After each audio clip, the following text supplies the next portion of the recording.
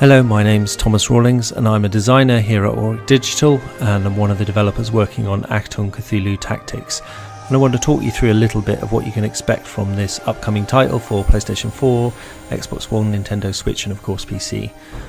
The game itself is set in the Second World War, and if any of you know a little bit about Second World War history, you might know that the Nazis themselves were actually quite obsessed with the occult. They sent missions all around the world trying to find out if there was any truth to the various rumours of maybe a hollow earth or a lost species or some secret books or codex hidden somewhere.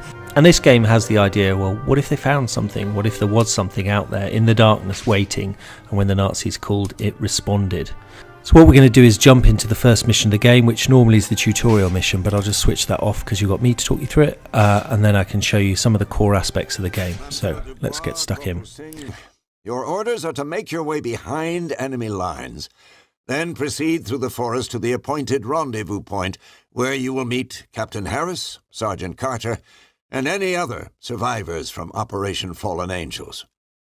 So the game itself is a turn-based strategy game. If you played a game like XCOM, then you'll be broadly familiar with what's going on. If you haven't, then each individual member of your team, when you're in combat, you move them. Key things are the weapons you use, what abilities that you've got, and also then the cover that you use and how you work together as a team. But in addition to that, we've got a bunch of interesting stuff of our own that we layer on top of that. We've got a system called Momentum. And that's really the common pool of grit, if you like, that your characters draw from together. In addition to that, we've also got what you can see around here, a thing we call the Shroud. And this is the effect of the various weird experiments the Nazis are going on.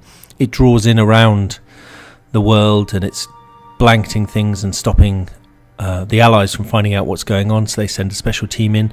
Those team have wards about their persons which push the Shroud away from wherever they go. That also gives us a really interesting set of tactical options, which I'll talk you through as we go into combat. So initially you can see I'm moving my two units together. That's a mode we call Explore mode. Makes it easy to get around and find out what's going on. But the minute you hit the enemy, we move into combat mode. So you see here the enemy we've encountered and they move up. Now you'll notice first off that you can't actually tell, you've got question marks above these enemies' stats, and that's pretty key because they're within the Shroud. We don't really know what they are. You know there's something there, but you don't know their strength until really you can get in close and find out what's going on.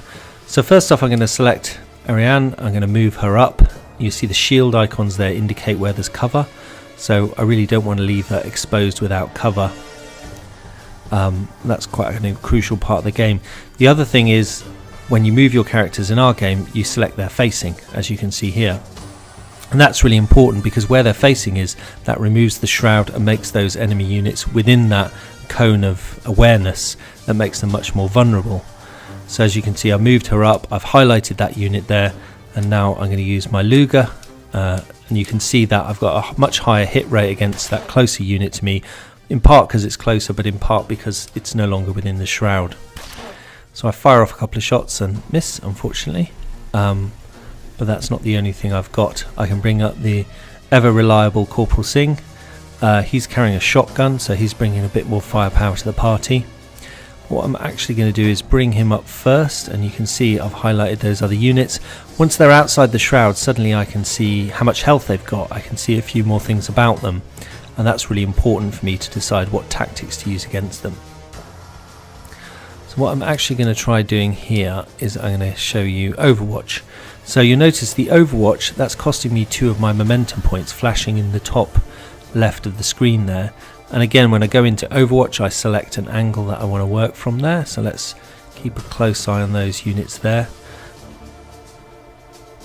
I've got a couple of action points left with Ariane, but there's not really much I can do. So, and once I go into Overwatch, that character's taken care of. So the turn passes to the enemy. The enemy generally doesn't like coming out of the Shroud. They realise they've got advantages within there, so they like to shoot me from within the Shroud itself, and that leaves me vulnerable. So you can see the enemy there pulling back to take best advantage of where they can attack from. I don't want that. I want to expose them and I want to destroy them. So in my turn, I'm going to need to counter that. Now that Nazi unit there made a run for it. He went straight into the Overwatch that I'd set on Corporal Singh. Singh opens fire. You can see that lovely slow-mo shot, and that's one Nazi down. Right, so what I'm going to do now is move Ariane up. See where's a good place to put her. So again, by highlighting that unit there, I bring it back out the shroud. But they've put some overwatch in, so as she makes a run for cover, unfortunately the Nazis are taking shots as well. And because they're in the shroud, I don't know that they've done that. So I'm kind of going slightly blind there, which is why one of the big advantages to use the wards within your characters to remove the shroud as far as possible. So take a couple of shots there. I think I'm going to move, yeah, let's move Corporal Singh up and back her up and bring his firepower into play. You notice there I've got a pretty good chance of, yeah, and there we go. So 2 Nazis down, 2-0. Okay, so what I want to do here is again continue to move forward, but I've run out of action points, so we move to the enemy turn. Their units again, they're pulling back and shooting at me from the shroud, taking advantage of their own best position to be fighting from. But fortunately I'm in cover, and none of them really get anywhere near doing anything to me. So comes back to my turn now.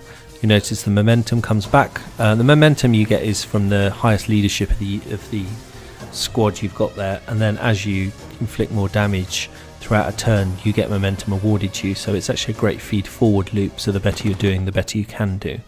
So Ariane makes a run for it up to the front, although unfortunately they take shots at her, but fortunately they're not very good either. So you see there I've got an 80% chance of hitting now because I've moved them out of the shroud, and I take full advantage of that higher attack percentage. And you'll notice my momentum in the top left has gone up 1 as well because I've just been successful in an attack. So I've now got 3 points of momentum I can play with. So what I'm going to do is move Corporal Singh up. So this unit here is now fully revealed from the shroud, and I've got a couple of options. So they don't have the action point to take a shot with him. I'm going to fire the secondary weapon. I should point out that obviously what you're looking at is work in progress. We're still beavering away on the game, so there's obviously little bits here and there that we're still working away on and need to fix. So I had 3 momentum points left, and that gave me 3 chances to fire the secondary weapon. Not enough, unfortunately, to kill that enemy unit, but certainly gave him something to think about as he legs it away from me. Now you'll notice there Ariane came under fire, and that white bar around the health bar was depleted.